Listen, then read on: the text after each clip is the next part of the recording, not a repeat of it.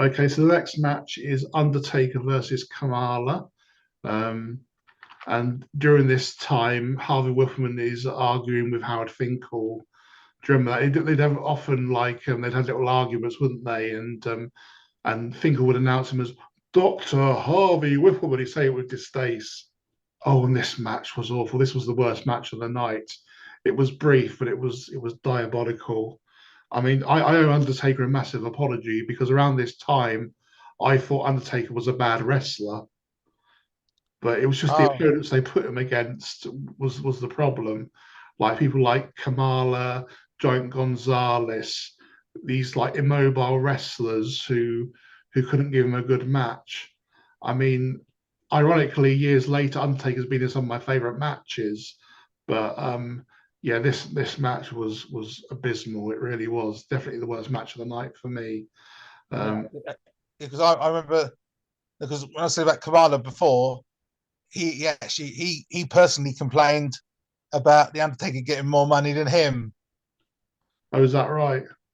Yeah, Yeah. but Obviously, both Kamala and Giant Gonzalez are no longer with us, so I don't want to be too mean about them. But um, I think that was a bit silly on Kamala because Undertaker's the big name attraction. He's not really. He's just someone who's been brought in as an opponent for the Undertaker. That's his purpose. So I think it's a bit silly that he would expect to earn the same amount as the Undertaker. he liked the Undertaker. I think it's because he was older than the Undertaker, so Mm. he probably thought that he should get more because obviously he's the elder one, you know. Yeah. But But there's no doubt the Undertaker is the star, and Kamala has just been brought in to work with the Undertaker. So I think he should be grateful, really, that he was even given that spot. And let's be honest, it was a spot he didn't really deliver in. It was a very weak performance, a very poor match. yeah, yeah, yeah. Obviously, the entrance was good with the Hearst and stuff. Mm. The Hearst coming out and stuff. Yeah, that was good. Yeah, that was very memorable. Yeah, and they were Yeah. speculating whether that would be for Kamala. That Oh, that hers. Yeah. it's funny. You think all these things you think you've forgotten, you remember. You know, Mm. it's crazy.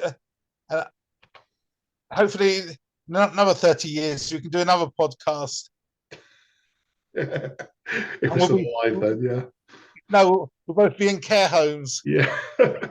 I remember when. What I think they should do, and that sounds silly, but I think some of the cinemas should show things like that in the cinema so people can watch in this. It would be nice to watch it in this. I know they did one wrestling event in the cinemas Yeah, recently. I think it does happen. Yeah, just need to find where, really, don't you? So the match ends with Kim Chi running in the ring and attacking Undertaker with the pith helmet, and he tries ramming it into the Undertaker's groin, which gets Kamala disqualified. And then Kamala attacks the Undertaker after the match to continue the feud because they have a blow off match at the Survivor Series where Undertaker finally gets the win.